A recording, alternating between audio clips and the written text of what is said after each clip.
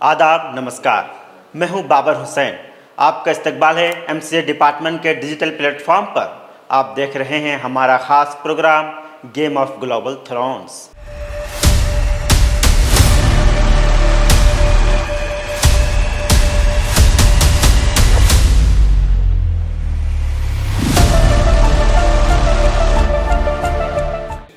My curious audience, इस वक्त दुनिया खामोश मगर इंतहाई संगीन गेम ऑफ ग्लोबल थ्रोन्स के मरहले से गुजर रही है।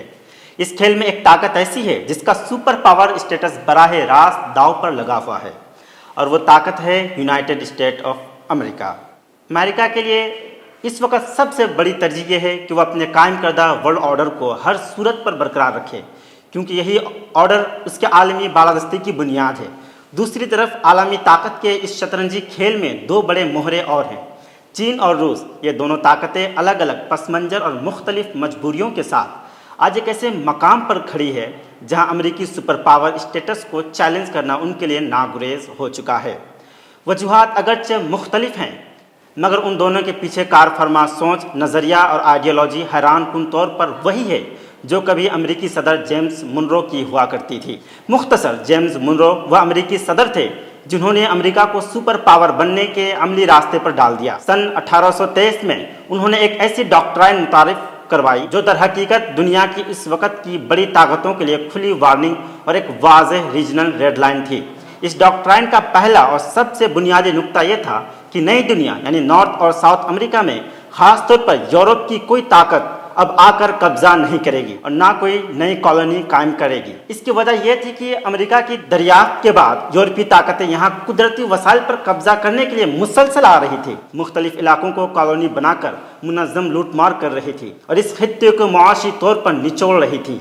ये एक तारीखी हकीकत है। खुद अमेरिका के बानियों ने इब्तिदा में नेटिव अमेरिकन के साथ यही सुलूक किया था, मगर अब वह किसी और ताकत को इजाज़त देने के लिए तैयार नहीं थे। चुनांचे मुनरो डॉक्ट्राइन का दूसरा नुक्ता एक सीधी धमकी पर मुश्तमिल था। अगर कोई भी मुल्क नॉर्थ या साउथ अमेरिका में नई कॉलोनी बनाने की कोशिश करेगा तो उसे यूनाइटेड स्टेट पर हमला तस्वर किया जाएगा, यानी बराह रास्त अमेरिका से जंग। तीसरा नुक्ता यह था यूनाइटेड स्टेट अमेरिका यूरोप की अंदरूनी जंगों और तनाज़ात पर मुदाखलत नहीं करेगा, ना किसी फरीक का साथ देगा।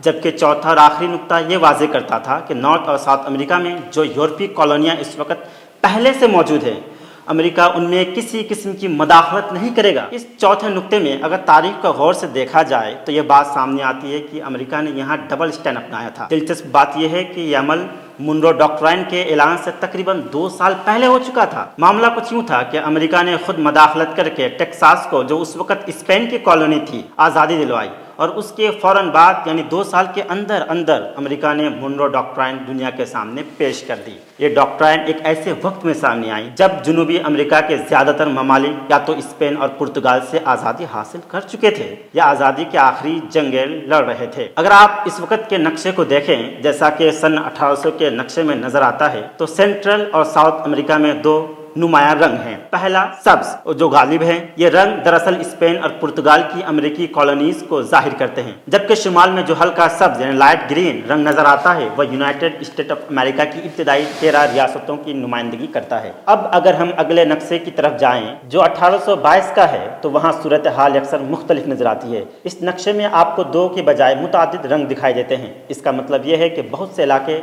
आज़ाद हो चुके थे, कुछ मुतनाज़े बन चुके थे, और चंद पर तो दूसरी यूरोपीय ताकतें जैसे फ्रांस अपना असर बढ़ा रही थीं। ऐन उसी मौके पर अमेरिका ने मुनरो डॉक्ट्राइन का ऐलान करके दरअसल ताकत के जोर पर अपने एरिया ऑफ इन्फ्लुएंस का गिर्द एक वाज़ेह लकीर खींच दी, यानी उसने यह पैगाम दे दिया इस जोग्राफिया के इर्द गिर्द अब कोई और ताकत पर नहीं मार सकती, क्योंकि इसी तरह अमेरिका इस पूरे खत्ते में अपनी मोनोपोली कायम कर सकता था। कोई भी इंटरनेशनल सुपर पावर पहले अपनी रीजन में मुकम्मल असर कायम करती है, कोई ताकत रातों रात सुपर पावर नहीं बन जाती। अब बिल्कुल यही मसला चीन और रूस के साथ भी दरपेश है। सबसे पहले चीन को देखते हैं। ये पूरा खित्ता India, Nepal, Bhutan, Bangladesh, Myanmar, Thailand, Laos, Cambodia, Vietnam और आगे South China Sea, Taiwan, East China Sea, Korea, Mongolia तक फैला हुआ जियोपॉलिटिक्स में इसे हम चीनी असर रसूख का कुदरती दायरा कह सकते हैं। अपनी ताकत और जोग्राफी पोजीशन की बुनियाद पर चीन चाहता है यहाँ रीजनल ऑर्डर वही तय करे। सादा लफ्ज़ों में चीन भी अपने इलाके में एक मुनरो डॉक्ट्राइन चाहता है, बिल्कुल वैसे ही जैसे 1823 में अमेरिका ने अपने लिए मुतारिफ करवाई थी। لیکن دوستو یہاں ایک بڑی رکاوٹ موجود ہے۔ اس خطے میں جنوب میں انڈیا ہے جو واضح طور پر امریکی اثر میں ہے۔ پاکستان امریکی کے ساتھ مضبوطی تجارتی تعلقات ہیں۔ ویتنام کھلا امریکی اتحادی ہے، جبکہ تائیوان اور ساؤتھ کوریا کا وجود ہی بڑی حد تک امریکی عسکری اور سیاسی حمایت پر قائم ہے۔ اس سے بڑھ کر یہ امریکی بحری بیڑے کوریا، جاپان اور فلپائن کی مدد سے ساؤتھ چائنا سی اور ایسٹ چائنا سی سے مسلسل پیٹرولنگ کرتے رہتے ہیں۔ چین ان پر احتجاج تو کر سکتا ہے، وارننگ دے سکتا ہے، مگر فی الحال انہیں روکنے کی طاقت نہیں رکھتا۔ جنوری 2022 میں دیکھا گیا کہ کس طرح دو امریکی aircraft carriers Pacific Ocean کے اس حصے میں گھومتے رہے جسے چین اپنا سمندر قرار دیتے ہیں۔ چین نے اس پر احتجاج کیا اور کہا امریکی جہازوں کو ان پانیوں میں آنے سے پہلے چینی اجازت لینی چاہیے تھی، لیکن حقیقت یہ ہے کہ امریکی بحری بیڑے بغیر اجازت وہاں موجود رہے۔ تو اس طرح اب واضح طور پر دیکھ سکتے ہیں کہ چین دراصل امریکی گھیراؤ میں بند ہے۔ چین نہ صرف اس گھیرے کو توڑنا چاہتا ہے بلکہ وہ پورے خطے میں اپنا تسلط قائم کرنا چاہتا ہے۔ اب سوال یہ ہے کہ چین اپنے علاقے میں کھل کر ڈاکٹرائن کیوں نہیں دے پا رہا ہے؟ تو صرف ڈاکٹرائن کا اعلان کرنا کافی نہیں ہوتا، ڈاکٹرائن کو نافذ کرنا بھی پڑتا ہے، اور نافذ کرنے کے لیے طاقت کا عملی استعمال ضروری ہوتا ہے۔ اور یہی وہ جگہ ہے جہاں چین ابھی اس پوزیشن میں نہیں ہے وہ جیمز منرو کی طرح کھڑے ہو کر یہ اعلان کر دے یہ میرا ایریا آف انفلوئنس ہے اور اگر کوئی یہاں آیا تو مجھ سے جنگ سمجھوں گا۔ چین یہ کہنا تو چاہتا ہے مگر فی الحال کہہ نہیں پا رہا ہے۔ تو پھر سوال یہ ہے کیا چین آخر کر کیا رہا ہے؟ کیا چین خاموش بیٹھا ہوا ہے؟ نہیں، چین ایک لانگ ٹرم اسٹریٹجی پر کام کر رہا ہے اور یہی گیم آف گلوبل تھرونز کا ایک نہایت اہم حصہ ہے۔ اپنے ریجن سے امریکہ کو آؤٹ کرنے کے لیے چین کا پہلا اسٹیپ یہ ہے کہ امریکی انفلوئنس کو کم کرے اور اس کے اثر کو آہستہ آہستہ ویک کرے۔ اسی مقصد کے لیے چین جس ڈاکٹرائن پر عمل کر رہا ہے وہ منرو ڈاکٹرائن سے بالکل مختلف ہے۔ یہ ڈاکٹرائن وننگ وداؤٹ فائٹنگ ہے، یعنی لڑے بغیر جیتنے کی اسٹریٹجی۔ اس اسٹریٹجی کا بنیادی اصول یہ ہے کہ کنٹینیوئنگ کمپٹیشن جاری رکھی جائے، ہر میدان میں اور ہر لیول پر ایک روتھلیس مقابلہ ہو۔ اس کمپٹیشن میں نہ کوئی اصول ہوتا ہے، نہ کوئی قانون، نہ ضابطہ، نہ اخلاق، نہ بھرم، نہ شرم، نہ تہذیب، نہ تمیز، نہ ادب، نہ آداب، نہ مروت، نہ پاس، نہ لحاظ، کچھ بھی نہیں۔ یہ بات بھی واضح ہونی چاہیے کہ امریکہ خود بھی کبھی کوئی اصول پسند طاقت نہیں ہے، وہ بھی اس روتھلیس کمپٹیشن کا حصہ ہے اور اس کے پاس کوئی بھی اخلاقی برتری موجود نہیں۔ گیم آف گلوبل تھرونز میں امریکہ کے اقدامات ہم ایک ایک کر کے آپ کے سامنے پیش کریں گے، لیکن اس وقت تصویر یہ ہے سمجھنا ضروری ہے کہ چین اس گیم آف گلوبل تھرونز میں فی الحال کیا کر رہا ہے۔ چین اس وقت سب سے زیادہ فوکس امریکہ کے اندر انویسٹمنٹ پر کیے ہوئے ہیں۔ پینڈیمک سے پہلے اور کووڈ سے پہلے تک چین سالانہ 37 سے 47 بلین ڈالر تک ڈائریکٹ انویسٹمنٹ امریکہ میں کر رہا تھا۔ ان انویسٹمنٹ کے کئی مقاصد تھے، لیکن ان میں ایک نہایت اہم مقصد یہ تھا چین ایڈوانس ٹیکنالوجی حاصل کر سکے، کیونکہ ٹیکنالوجی کے میدان میں چین امریکہ سے پیچھے ہے۔ اس مقصد کے لیے چین عموماً یہ طریقہ اختیار کرتا ہے، کوئی چینی شہری بہت بڑی رقم کے ساتھ ملینز یا بلینز آف ڈالر کچھ کینیڈینس یا امریکن کے ساتھ مل کر یا تو امریکہ میں ایک بڑی ٹیکنالوجی کمپنی بنا لیتا ہے یا کسی موجود بڑی امریکی کمپنی کے ساتھ پارٹنرشپ طے کر لیتا ہے۔ خاص طور پر ایسی کمپنیز کو ٹارگٹ کیا جاتا ہے جو ڈیفنس یا آرٹیفیشل انٹیلیجنس پر کام کر رہا ہوتا ہے۔ ان کمپنیز کے مالکان اور سینئر موسٹ لوگ عام طور پر پرائیویٹ امریکنز ہوتے ہیں۔ جب انہیں اتنی بڑی انویسٹمنٹ ملتی ہے تو انکار نہیں کر پاتے۔ سامنے والا فرد اگرچہ چائنیز ریجن کا ہوتا ہے لیکن قانونی طور پر وہ امریکن نیشنل ہی ہوتا ہے، اس کے لیے وہ اس کے ساتھ کام کرنے پر راضی ہو جاتے ہیں۔ لیکن حقیقت یہ ہے کہ یہ چائنیز انویسٹرز دل سے امریکی نہیں ہوتے، بلکہ ایسے کیسز میں وہ بنیادی طور پر اپنی حکومت یعنی چائنیز گورنمنٹ کے لیے کام کر رہا ہوتا ہے، اور بعض صورتوں میں دراصل چینی خفیہ ادارے MSS کا ایک کور ایجنٹ بھی ہوتا ہے۔ یہاں یہ واضح کرنا ضروری ہے کہ بات تمام چینی سرمایہ کاروں کی نہیں ہو رہی ہے، بلکہ صرف ان مخصوص کیسز کی ہو رہی ہے جہاں چینی انٹیلیجنس نے کوئی اسپیشل ٹارگٹ حاصل کرنا ہوتا ہے۔ پھر برسوں کی پروڈکشن کے بعد جب وہ امریکی ٹیکنالوجی یا ڈیفنس کمپنی یہ محسوس کرتی ہے کہ اس کی ٹیکنالوجی چین میں کاپی ہو رہی ہے تو اسے اندازہ ہونے لگتا ہے کہ کمپنی کے اندر कहीं कोई होल मौजूद है जिससे कंपनी बेखबर है।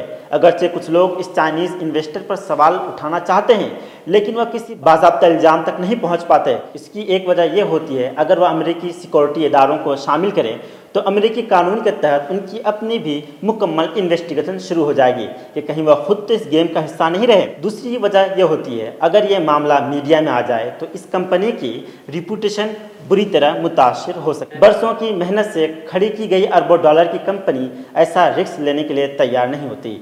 एक और अहम वजह यह भी होती है कि उनके पास इस बात का कोई सॉलिड एविडेंस मौजूद नहीं होता कि उनका चाइनीज़ पार्टनर वाकई एमएमएस का एक एजेंट है। और बाज़ औक़ात जब तक अमेरिकी कंपनी को हकीकत पूरी तरह समझ आती, वह चाइनीज़ इन्वेस्टर अमेरिका छोड़ चुका होता। माय क्यूरियस ऑडियंस, दूसरा बड़ा काम जो इस वक्त चाइनीज़ लीडरशिप कर रही है वह ये कि वह मुसलसल डॉलर जमा कर रही है। चीन तकरीबन 3 ट्रिलियन और हांगकांग के पास 220 बिलियन डॉलर्स के फॉरेन रिजर्व्स मौजूद हैं।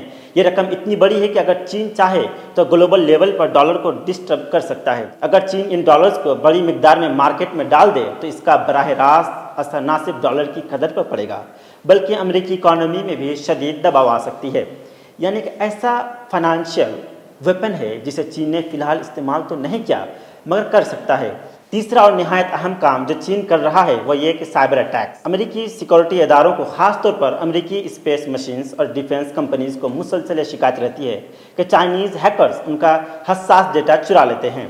और ये कोई एक आध वाक़या नहीं बल्कि एक कंटिन्यूइंग प्रोसेस है। अमेरिकी हथियार बनाने वाली बड़ी कंपनी और F-35 लॉकहेड मार्टिन के जंगी तैयारों से F-22 मुतालिक और उसी तरह बोइंग के मुख्तलिफ प्रोग्राम से वाबस्ता 6 लाख से ज़ायद फाइल चोरी हो चुके हैं जो कॉपी होकर चीन तक पहुंच चुकी हैं। ये मामलात मीडिया में आ चुके हैं। दिलचस्प बात यह है कि चीन ने इन इल्ज़ामात की कोई वाज़ेह तरदीद भी नहीं की। अमेरिकी खुफिया इदारे इस वक्त वाकई सर पकड़ कर बैठ गए थे जब उन्हें अंदाज़ा हुआ टेक्नोलॉजी जिन्हें वह बरसों से इंतहाई राजदारी के साथ डेवलप कर रहे थे, वह टेक्नोलॉजीज़ ईमेल्स में अटैचमेंट फाइल की शक्ल में मुसलसल मुंतकिल हो रही थी। यानी जिस इंफॉर्मेशन को महफूज रखने के लिए बेपनाह वसाइल खर्च किए जा रहे थे वह खामोशी से लीक हो चुकी थी। माय क्यूरियस ऑडियंस, ये वह तीसरा बड़ा काम है जिसके ज़रिए चीन खुद को अमेरिकी टेक्नोलॉजी के बराबर या करीब रखने की कोशिश कर रहा है। इस गेम ऑफ ग्लोबल थ्रोन्स में यह दुनिया में जारी ताकत के इस मुकाबले की एक मुख्तसर झलक थी जिसमें आपने चीन का किरदार देखा। चीन के बाद माय क्यूरियस ऑडियंस, अब हम देखते हैं कि रूस इस गेम ऑफ ग्लोबल थ्रोन्स में कहाँ खड़ा है और इस वक्त क्या कर रहा है। रूस वह सुपर पावर है जो सिर्फ 32 साल पहले तक अमेरिका के सामने आंखों में आंखें डालकर खड़ा था, लेकिन आज सूरत हाल ये है कि अमेरिका ने रूस को चारों तरफ से शिकंजे में जकड़ लिया है। रूस के पास ना तो वह फाइनेंशियल रिसोर्सेज हैं जो चीन के पास मौजूद है और ना ही उसके पास ऐसी एडवांस टेक्नोलॉजी है जो अमेरिका से बेहतर हो। डिफेंस की टेक्नोलॉजी में चीन से कुछ हद तक बेहतर ज़रूर है लेकिन अमेरिका के मुकाबले की नहीं है। इस पर मजीद मसला यह है कि रूस का तारीखी एरिया ऑफ इन्फ्लुएंस तकरीबन मुकम्मल वेस्टर्न असर में जा चुका है। अगर आप एक बार फिर नक्शे को देखें, ज़ारे रूस के दौर को देखें या USSR के ज़माने को, दोनों अदवार में रूस का असर अपने मगरिब में मुकम्मल तौर पर मौजूद था। फिनलैंड से लेकर नीचे Estonia, Lithuania, Belarus, Ukraine, Moldova, Romania, Bulgaria तक और जुनूब में तुर्की तक रूस अपना रीजनल ऑर्डर चलाता रहा। इसी तरह Georgia, Azerbaijan, Turkmenistan, Afghanistan, Tajikistan, Kyrgyzstan, Uzbekistan और मशरिक में सी ऑफ जापान तक सोवियत रूस का असर कायम था। लेकिन आज सूरत हाल बिल्कुल मुख्तलिफ है। रूस के मगरिब में यूरोप और ईस्टर्न यूरोप के तकरीबन तमाम ममालिक अमेरिका के साथ अलाइन हो चुके हैं क्योंकि उन्हें यह खौफ है कहीं रूस उनकी आज़ादी दोबारा ना छीन ले। बेलारूस के अलावा वो तमाम या तो नाटो के मेंबर बन चुके हैं या अमेरिकी और यूरोपीय सिक्योरिटी छतरी के नीचे आ चुके हैं। अफगानिस्तान से लेके सी ऑफ जापान के इलाकों में भी रूस की वो इजारादारी बाकी नहीं रही। अब रूस की पोजीशन ये है कि अपनी एरिया ऑफ इन्फ्लुएंस को बहाल करने के लिए किसी भी हद तक जाने को तैयार है क्योंकि अगर वह अब ये नहीं करता तो वह इस गेम से मुकम्मल तौर पर आउट हो जाएगा। अमेरिका तो एक तरफ रहा, खुद उसके रीजन में चीनी ताकत भी रूस को साइडलाइन कर देगी और फिर रूस को चीन के मातहत जाना पड़ेगा। ताकत के इस खेल में अखलाक नाम की कोई चीज़ नहीं होती और चीन से तवक्को नहीं रखी जा सकती कि वो ताकतवर होने के बाद रूस को सपोर्ट करेगा। वो सिर्फ अपने मफाद को देखेगा। अपने रीजन में इन्फ्लुएंस वापस लाने के लिए रूस अमेरिका के खिलाफ खुला जंग तो नहीं कर सकता, इसलिए वह अपना सबसे ताकतवर हथियार इस्तेमाल करता रहा है और वह है साइबर अटैक्स। इस हथियार में सोशल मीडिया पर प्रोपेगेंडा एक निहायत अहम जुज़ है। रूस ने यह हथियार पहली बार बड़े पैमाने पर अमेरिकी इलेक्शंस में इस्तेमाल किया, ख़ासतौर पर डोनाल्ड ट्रंप की हिमायत में। दरअसल आज की दुनिया में जो जंग बगैर बारूद, बगैर बंदूक और बगैर मिसाइल लड़ी जाती है उसे हाइब्रिड वॉर कहा जाता है। इस हाइब्रिड वॉर में ताकतवर ममालिक ये भी करते हैं कि दुश्मन मुल्क के अंदर इंतहाई गैर संजीदा और नॉनसेंस आवाज़ों को जानबूझकर ज़्यादा प्रमोट करते हैं। सोशल मीडिया के इस दौर में जहां इकॉनमी भी बड़ी हद तक जुड़ी हुई है, ऐसे लोगों को आर्टिफिशियल बूट्स कहा जाता है जो दुश्मन मुल्क के अंदर डिवीज़न, पोलराइजेशन और नफरत पैदा करें और फॉल्ट लाइन्स को मज़ीद गहरा किया जाए ताकि वह मुल्क इज्तिमाई तौर पर इकट्ठा होकर फैसला ना कर सके। जब मुआशरा शदीद तकसीम का शिकार हो जाए तो हर ग्रुप दूसरे से ब्लैकमेल होने लगता है और नतीजन ऐसे फैसले सामने आते हैं जो मुल्क को इकोनॉमिकली, डिप्लोमेटिकली और डिफेंस के लिहाज से शदीद नुकसान पहुंचाते हैं। इस स्ट्रैटेजी के तहत रूस ने 2016 में अमेरिकी इलेक्शंस में लाखों फेक अकाउंट्स के जरिए डोनाल्ड ट्रंप को सियासी तौर पर प्रमोट किया। ट्रंप को एक टीवी सेलिब्रिटी और बिजनेसमैन से एक मजबूत सियासी फिगर बनाने में सोशल मीडिया प्रोपेगेंडा ने बड़ा किरदार अदा किया। इसी दौरान हिलरी क्लिंटन की ईमेल हैक करके उन्हें इस हद तक फेक प्रोपेगेंडा के जरिए बदनाम किया गया कि ट्रंप के हामियों के हाथ एक मौसर सियासी हथियार आ गया। इन वाक़यात के नतीजे में ट्रंप के हक में मिलियंस हैशटैग्स बने, मिलियंस में फेसबुक पेजेस और पोस्टें चंद ही दिनों में पोस्ट की गई हैं और डोनाल्ड ट्रंप की मकबूलियत एक तूफ़ान की तरफ फैलती चली गई। जब तक अमेरिकी सिक्योरिटी इदारों को मुकम्मल तौर पर अंदाज़ा हुआ, रूसी प्रोपेगेंडा मशीन अपना काम कर चुकी थी। ये रूसी साइबर आर्मी का पहला गैर मुल्की ऑपरेशन था। इसके बाद दोस्तों, इस्टोनिया, क्रीमिया, यूक्रेन, पोलैंड में रूसी सदर व्लादिमीर पुतिन ने अपने ही मिसाली प्रोपेगेंडा टूल्स को भरपूर तरीके से इस्तेमाल किया। यह एक ख़ास तरीका था जिसके ज़रिए रूस ने अमेरिका और उसके इत्तेहादियों को वीक करने की कोशिश की। अब सवाल यह है कि रूस उसके इलाके इसके अलावा कौन सा दूसरा तरीका है इस्तेमाल कर रहा है। रूस का दूसरा तरीका यह है कि वह वार थ्रेश होल्ड से थोड़ा पीछे होकर हमला करता है, कीमियाई हमले करता है, यानी खुली जंग नहीं, लेकिन इतना ख़तरनाक एक्शन के सामने वाला वाज़े पैगाम समझ जाए कि हमला उमूमन उन अफराद या जगहों पर किए जाते हैं जो रूस और ख़ास तौर पर पुतिन के पावर को चैलेंज कर रहे होते हैं। इसकी एक वाज़े मिसाल 2006 की है, जब रूसी खुफिया इदारे एफसीबी के साबिक सेनेटर अलेक्जेंडर लिटविनको को लंदन में कत्ल कर दिया गया। ये वाक़या लंदन के मिलेनियम होटल मैफर में पेश आया। बाद में होने वाली तहकीकात से ये बात सामने आई कि साबिक रूसी एजेंट को रशियन इंटेलिजेंस ने पोलोनियम 210 के जरिए कत्ल किया। असल ये मसला ये था कि पुतिन के नज़दीक लिटविनको एक डबल एजेंट बन चुके थे। अलेक्जेंडर लिटविनको इंटेलिजेंस में एक आला अफसर थे, लेकिन 99 में रूस के मुख्तलिफ शहरों में होने वाले बड़े बम धमाकों के बाद उन्होंने एक किताब लिखी। यानी ये वो बम धमाके थे जिन्हें बुनियाद बनाकर रूस ने चेचनिया पर हमला किया। और इसी दौरान पुतिन ने पहली बार ताकत के मरकज़ में आए। अलेक्जेंडर लिटविनको ने अपनी किताब ब्लोइंग अप रसिया में यह दावा किया था कि 1999 के बड़े बम धमाके खुद एफएसबी ने कराए थे और उसका मकसद पुतिन को इलेक्शन जितवाना था, क्योंकि पुतिन चंद माह पहले तक खुद एफएसबी के सरबराह रह चुके थे। इसलिए लिटविनको को लंदन में कत्ल करवाना एक इंतहाई बड़ा पैगाम था। ये पैगाम वाज़ेह था, रूस अपने खिलाफ जाने वाले किसी भी शख्स को नहीं छोड़ेगा, चाहे वह अमेरिकी या उसके इत्तेहादी ममालिक में पनाह क्यों ना ले चुका हो। लेकिन लिटविनको के कत्ल में सबसे अहम बात सिर्फ कत्ल नहीं थी, बल्कि कत्ल का तरीका था।